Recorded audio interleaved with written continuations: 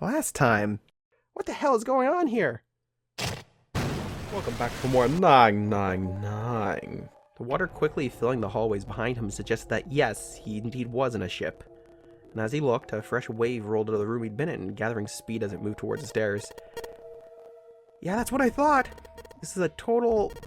Wait, what the hell? Boy, shut that door. A wave! Shit, I've got to get out of here. Junpei spun around, his wet shoes squeaking in protest on the polished floor, and ran towards the tremendous staircase in front of him. Okay, I heard the door slam. C-deck. B-deck.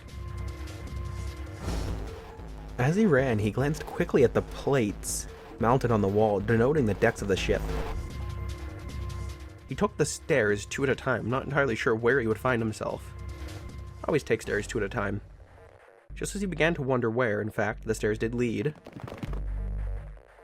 Junpei saw another person out of the corner of his eye. He stopped short, nearly tripping over the next stair, and looked. It wasn't just one person he'd seen. On the landing to the left of the stairs were 4 people staring at him.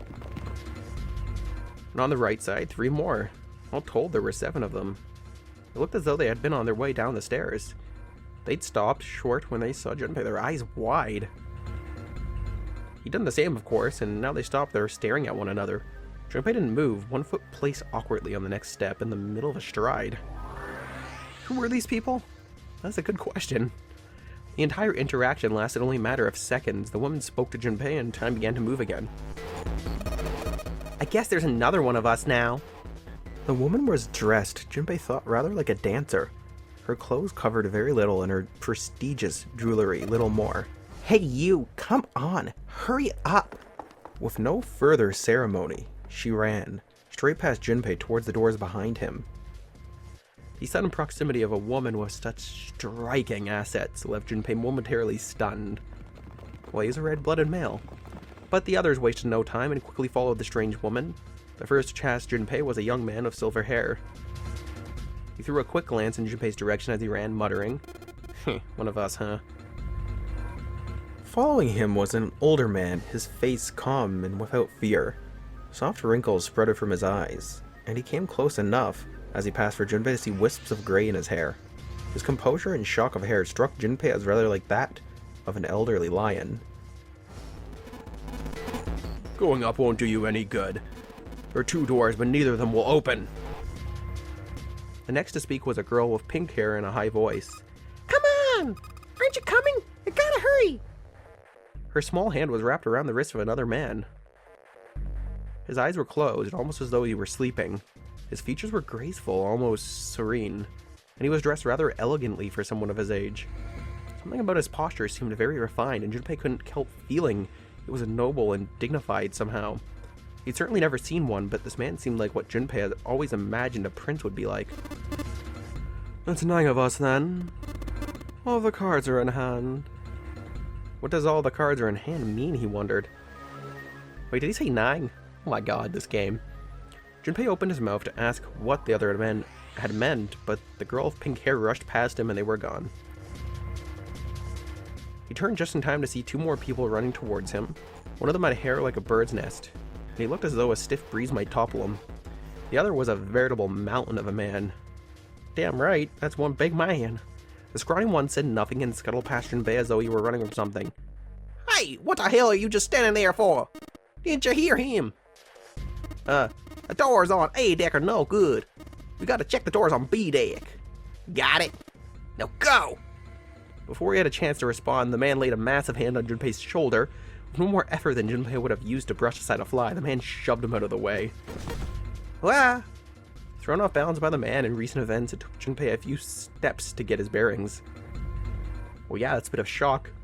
He finally regained his balance and looked up and at what the other 7 had been running towards. So that's 8 of us in total. They said 9 though, so we're still missing someone. There were 2 pairs of large iron doors set into the wall in front of them. They looked quite sturdy. Each had handles jutting from them. Written across the surface of each door in the red paint was a number. 4. 5. They're the same. The guy Junpei had decided to call Silver was mumbling to himself. The room I woke up in had a number on the door just like that. You too, With an arched eyebrow, the lion looked over at Silver. My cell was the same. A number upon the door. And I opened it, ran down the hallway outside, and found myself in a rather grand room. And full of stairs, as I suspected the rest of you. It was as though the floodgates had been opened. They all began to talk at once. Me too! I did it too. Yeah, door with a number on it! It soon became clear that each one of them had woken in a room with a locked door and solved a puzzle to escape. It all ended up in the same room, almost as though they'd been guided there. Yes, we all saw the same thing. That's not important. We need to hurry up. You think I don't know that, lady? Before the dancer had time to finish, Silver was already running. He grabbed hold of the door labeled 5 and pulled. It's probably not going to work. Nope. However, fuck, it's not opening.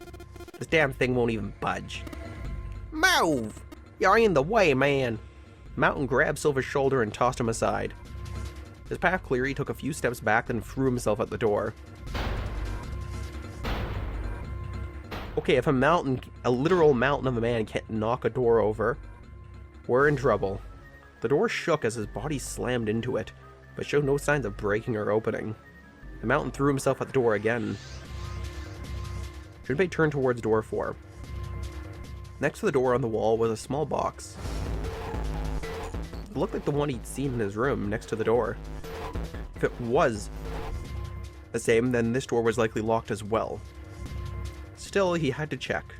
Junpei grabbed a handle and threw all of his weight into it. God damn it! It was locked as tight as the door next to it, as he suspected. Damn it! He really is my spirit animal. Junpei punched the door, it did not respond, and all he succeeded with getting was a sore fist. Were these the only doors, he wondered? He'd barely finished the thought when the C-deck plate he'd passed on his way up sprang and bit into his mind. His body moved before he had time to think. Junpei turned and ran back towards the stairs. He had scarcely taken a step when, at the top of the stairs, next to an ornate clock embedded in the wall, he saw a person. It was a girl. She looked to be the same age as Junpei. He froze, unable to look away from her face. He wasn't confounded by her beauty or something equally silly. No, there was another reason he couldn't take his eyes off the girl. Junpei had seen her somewhere before. He couldn't quite remember where, but he knew. He knew he'd met her before. The girl, too, stared at Junpei, similarly stunned. Her response suggested she'd seen him before as well. Without saying a word, Junpei walked slowly towards her. She didn't move. It was almost as though she was held in place by some sort of magic spell called love. Or just nostalgia, one of the two. As Junpei stepped onto her landing, the spell broke. No sooner had he set his foot down than the whole ship shook a second time. Ah! The quake caught the girl unprepared and she fell. Moving on instinct, Junpei leapt to catch her. Or so he thought, but he's not a mountain of a man. So, they fell, by the sound of it. Her face was far closer than it should have been, mere inches from his own. He was flat on his back, and she had landed squarely on top of him. The girl seemed as confused as he did, and her face suggested she still hadn't fully recovered from seeing him. For a moment, that seemed to stretch out for a very long time. Almost an eternity, in fact. They stared at one another. The ship stopped shaking. Everything was quiet. Water could be heard from the bottom of the ship, lapping faintly at the walls and ceilings, but eventually that faded as well. The silence was complete, a thick, muffling blanket. At last, the girl opened her mouth. Oh my gosh, is that you, Jumpy? Jumpy? Jumpy? Her words echoed through Junpei's head, and suddenly his memory returned. Akane! Why hadn't he realized it before? The girl was Akane Kurashiki. She and Junpei had been friends in childhood. They'd gone to elementary school together for 6 whole years. But what was she doing on the ship? That's a good question. Her soft eyes were only inches away from his own. He could feel the warmth of her face. Feelings he thought long forgotten began to work their way to the surface. He could feel his face heating up. At that moment, a speaker crackled to life. A cold, eerie voice filled the room, ending this romantic moment. No, why? Welcome aboard. I welcome you all from the bottom of my heart to this, my vessel. The voice's invasion, the spell between Junpei and Akane was broken, and all hints of burgeoning romance instantly forgotten. I like being right. Best couple. They're my new root. I'm gonna root for them the whole game. They hurriedly untangled themselves from one another and struggled to their feet. Their 7 companions had heard the voice as well, and many of their faces had gone pale. They looked around frantically, desperate to locate the source of the voice. At last they found it, a speaker set in the ceiling. I am Zero, the captain of this ship. I am also the person who invited you here. The voice was harsh, obscured occasionally by the crackle of static, but Junpei recognized it. How could he have forgotten it? It was the same voice he had heard from the man in the gas mask, or what he assumed to be a man. Hey, asshole, what the hell is this? Come on out here, I want to get a look at you. What do you mean to do to us? I mean to have you participate in a game. Some of you I know are familiar with this game. The Nonary game. It is a game where you will put your life on the line. The Nonary game? What the hell's that? The voice continued, implacable. The rules of the Nonary game can be found upon your persons. They are simple rules. Read them. Nonary game? Hey, there's something in my pocket. Check this out. Silver reached into his pocket and pulled out a small slip of paper. The rest of them reached into their own pockets and pulled out the similar slips of paper. Junpei followed suit and dug into his pocket of his pants. He felt the telltale crumple of paper, slightly damp from his earlier ordeal. Hey, I got one too! It would seem Zero has seen fit to grace us each with a letter. Would you mind terribly reading it to us, young man? His request had delivered Junpei, who, after a short moment of surprise, did as he had been asked. On the ship, you will find a handful of doors emblazoned with numbers. We will call them the numbered doors. The doors in front of you are a pair of the same. The key to opening these numbered doors are the numbered bracelets that each of you possess.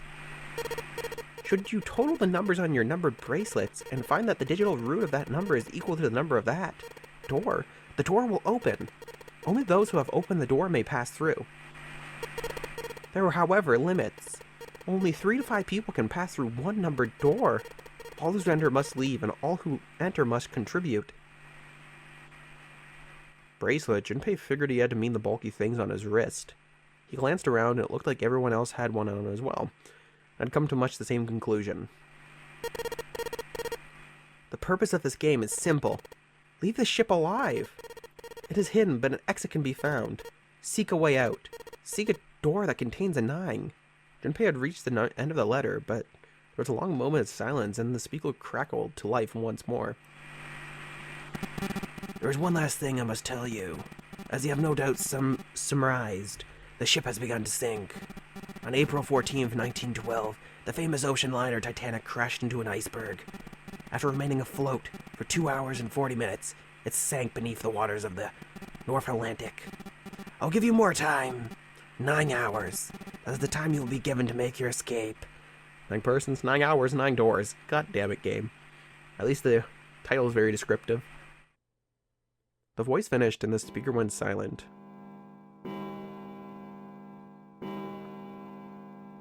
The sound of a bell tolling echoed through the hall.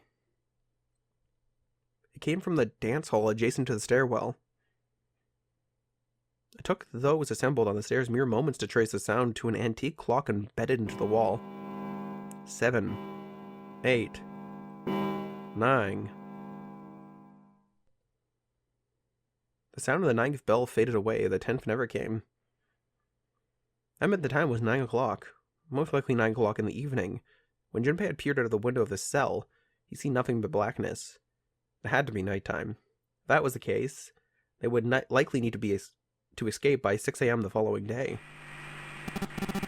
Now it is time. Let our game begin. I wish you all the best of luck. You bastard. The speaker went silent and did not speak again.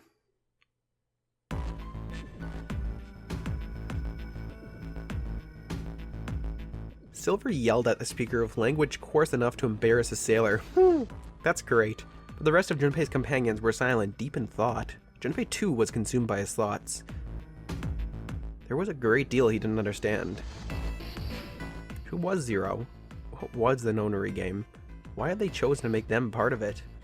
Was he a criminal who took delight in playing with his victims? Or did he have some other purpose? Why had Junpei been chosen as part of this insane game? And why had any of them been chosen? But one question was foremost on his mind. Akane! And probably about her being here, because it's much too strange to be a coincidence. Your childhood friend showing up out of nowhere after so long? It doesn't add up. They hadn't seen one another since elementary school. Why had she appeared now? Coincidence? No, that seemed impossible. Well, me and good old Junpei are on the same page, it seems. That had to be a reason. He didn't know what it might be, but there had to be a reason, of some sort. Very well. The lion's voice seemed oddly loud in the silence. Standing around here won't do us any good. Best we get moving, don't you think? Get moving? Are you planning to open the numbered doors? Hey, wait. Don't tell me you're actually going to do this. What this 0 says? No. That's not what I mean. The lion shook his head, mildly annoyed. I'm saying let's find another way. After all, we haven't really examined this place yet. What? Like, lady, calm down. Regardless of whether we want to play, we have to at least do something.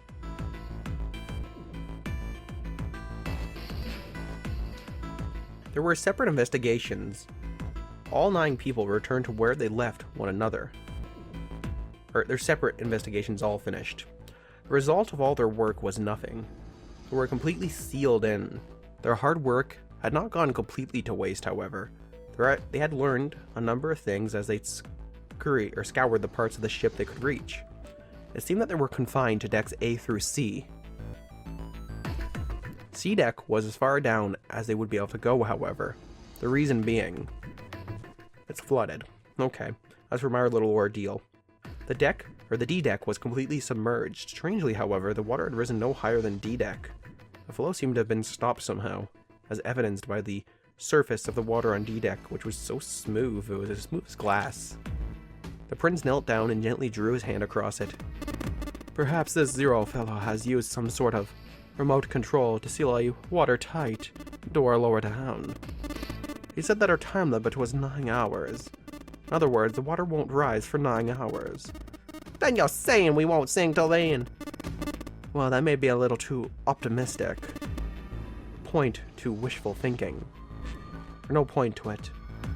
There were 3 metal doors on C deck. A single door stood off to the side with 2 more on the wall facing the central staircase. None of them had numbers on them or verification devices. They were, however, locked, like the other doors. No matter how much they pushed and shoved, the doors refused to move. The mountain and the lion threw themselves against them a few times, but to no avail. Both of those guys are huge. The door in the back had a keyhole. Just above it was a strange mark in the shape of a circle surrounding a dot. Those remind me of something. There were 2 other doors on C deck as well, but it was clear they were elevators as each had buttons next to it, with an upside down triangle. They tried pushing the button. Obviously it didn't work. No response. Apparently there was no power running to the elevators. It can't be that easy. To the left of the elevator doors was a card reader. Similar to what we found. The card reader also had a strange mark on it. It looked like a lowercase h with a dash drawn across the upper stem of the H. Now those really look familiar. We should know what those are. Junpei stared at it for a while. This is the symbol of Saturn! It's an astrological symbol! Then the mark on the other door... I think that was the sun symbol! They had seen the same symbols on A deck. There was a door on either side of the stairs. The one on the left had a keyhole with a similar symbol engraved on it. This is an Earth symbol! The horizontal line symbolizes the equator and the vertical one represents the prime meridian. She's a smart girl, more than just a pretty face. Junpei looked up at the ceiling. There was a great circle cut in it, perhaps for a skylight or a glass dome, but it had been filled with a gargantuan metal plate. Danganronpa vibes up in here. There's metal everywhere. Metal looked very solid and anything short of an explosive charge was unlikely to damage it. Oh my god, even the windows are sealed and bolted. That's great. There were several windows along both sides of the ship, or at least there had been. They too were covered with metal plates. In other words,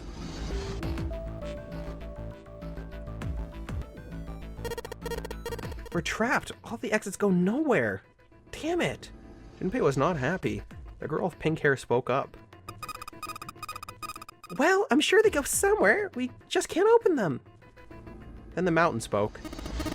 You don't know that. For all we know, they just open into walls or take us in circles. The prince did not agree. No, I'm sure they go somewhere. Otherwise, what point would there be? And we can open them. Well, 2 of them at least. He is right. You mean the numbered doors? All eyes turned towards the doors of numbers on them. The atmosphere in the room grew tense. Hey, wait a minute. I think I said this earlier, but I don't think we should do that. The dancer moved in front of the doors as if to block them. Why? If we don't, we're dead. We'd have to be crazy to open these doors. If we do that, we're doing exactly what Zero wants us to do. Suddenly everyone began to speak at once. I agree. I don't. That's a terrible idea. We should keep on going. We should stay here. We don't have any other way to open any of these doors. We should just wait. Someone is bound to come to find us. Okay, that one was really stupid. I doubt anyone will find us in 9 hours if we've been kidnapped. We don't have time for that. In 8.5 hours, the ship is going to sink. The clamor of voices made it next to impossible to determine who was saying what.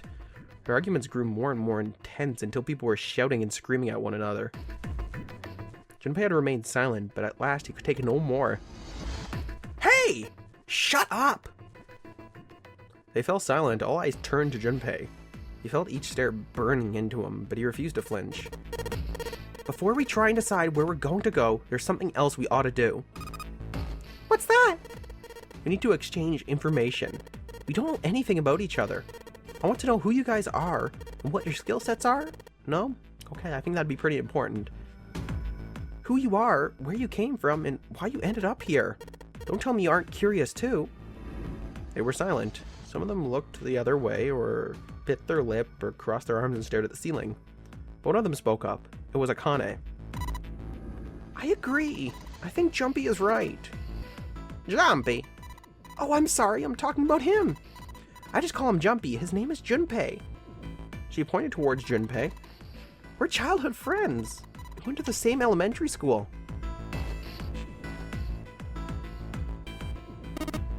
Wait, stop! Don't tell us stuff we didn't ask you about. Zero's probably watching us right now. What are you gonna do if he's listening in? Would that be bad? Hell yeah, it would. We don't know how much that bastard knows about us. Maybe he just picked a bunch of random people to kidnap. I highly doubt that. If that is the case, it'd be dangerous for us to let him know too much. If Zero knows who we are, he could probably go after our families. Maybe he'd tell us he had them to get us to do stuff, you know. But we still need to know what our names are. It's going to be hard to talk to each other if we don't have names. Alright, then why don't we have a code name? Him apparently it seemed like the obvious solution. Code names? Yeah, we'll each pick something. Like, I'll be 7. 7? Why are you 7? It seemed a fair question. The mountain stuck out his left arm. 'Cause his bracelet says 7. Oh, I get it. Yeah, that's a pretty good idea. He smirked. Alright, I'm gonna be Santa. Any of you chums know Japanese? No? Well, San means 3, so I'll be Santa. You. No, like Santa Claus? Fits, don't you think? And your bracelet number. Yeah, it's got a 3 on it. Good job, Grandpa. Just like the mountain he had done, Silver thrust out his left hand. Sure enough, the face of his bracelet read 3.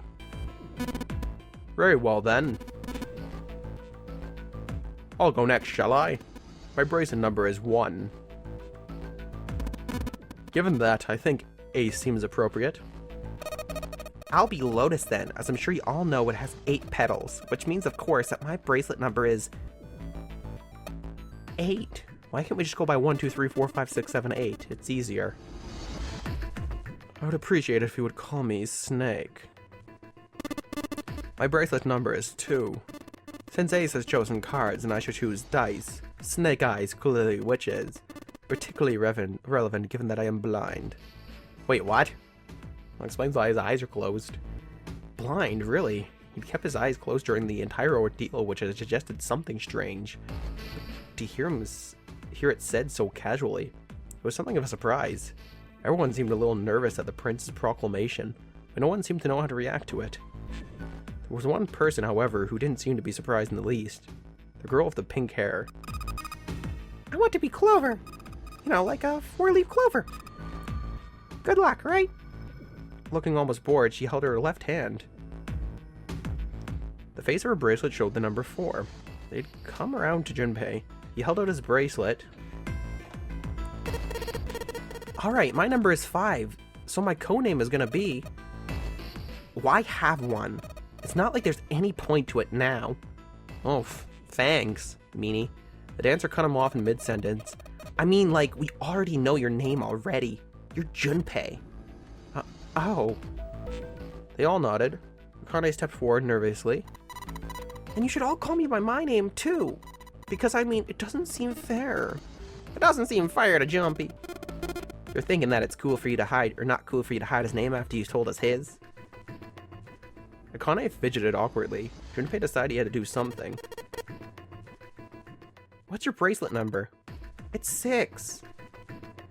She hesitated for a moment, then held her left hand. As she'd claimed, the bracelet's face showed a 6. Junpei looked at it for a moment and thought. Alright then, why don't we call you June? I get it, because it's the 6th month. Which is also the best month to be born, I tell you what.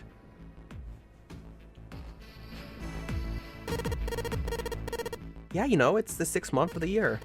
So you're June. Jumpy! Akane kneaded her hands and looked up at Junpei uncertain. He smiled back at her reassuringly. Are you good with that? She thought about it for a few more minutes, then seemed to come to a decision and gave Junpei a small nod. At least she's going along with it. Their names decided, Junpei ran over them quickly in his head. 1 was Ace. 2 was Snake. 3 was Santa. 4 was Clover.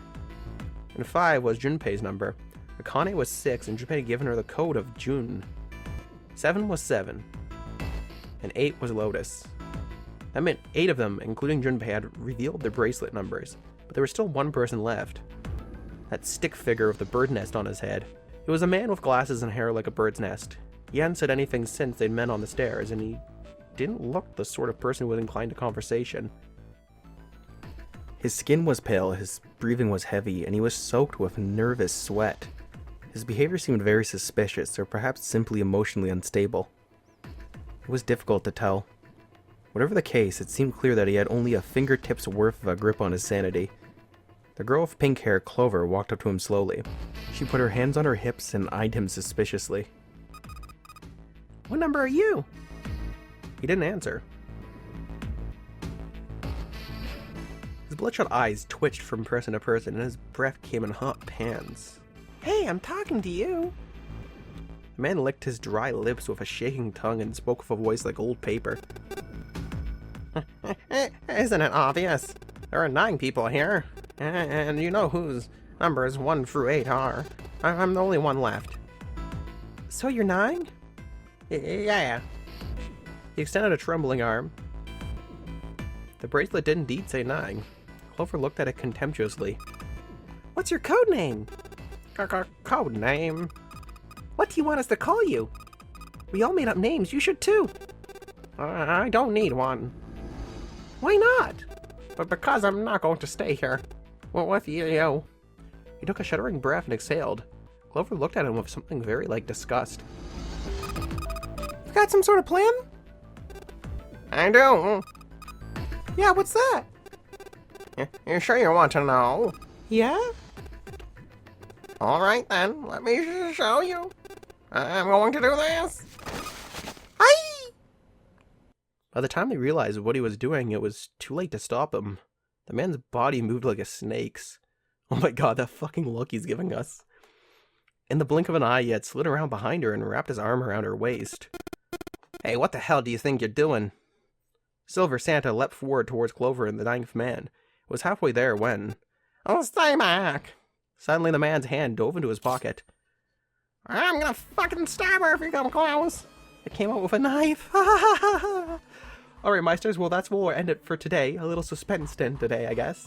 As always, if you did enjoy the video, please do leave a like on the video to show your support. And if you would like to see more Shinigami shenanigans like today's, be sure to join the Academy and subscribe to the channel.